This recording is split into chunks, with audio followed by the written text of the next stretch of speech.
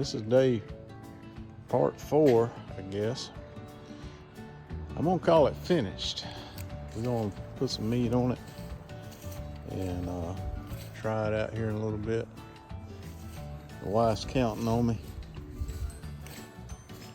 so can't let her down. We'll go in here. We're gonna go in here. Got our felt tape around the edges. We're gonna see how the smoke does. You know, without that, it was pouring out everywhere. So I put a little dampener on our pipe up here.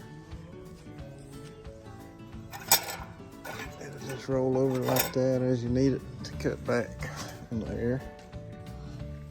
So we'll get our in here.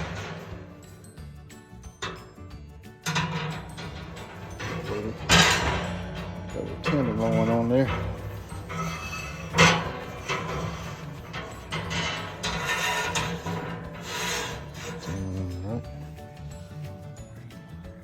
All right, let's put a fire in it. See what it looks like. All right, so we got us a fire burning in there a little bit. Got some smoke coming out of the stack.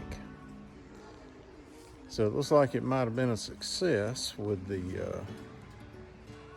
putting the flanges around the door and putting the gasket material on there.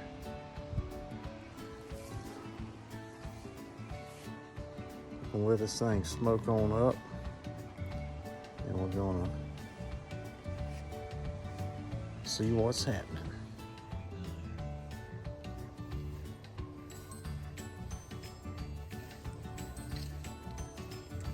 I can see hardly, pretty much no smoke coming out from around the door. I had to put some different tires on there. The old tires off the lawn chair were rotten, so found those babies, put them on there. They're plastic, so we gotta keep an eye on them. But I think they're far enough away from the heat. And we got some nice little handy dandy handle off the lawn chair, so we can roll this thing back. You just grab it right here, put your foot there, tilt it back, just like a dolly. Roll with it wherever you want to go. Oh yeah, starting to smoke. We got our temperature gauge on here too, so that's very handy, so we can try to maintain the temperature for smoking.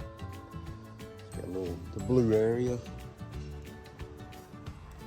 Keep it in that range. I think up around 200 is best. All right, we're gonna get some tenderloin on this thing here in a little bit, and we'll keep you all updated. All right, here they come. Let's go.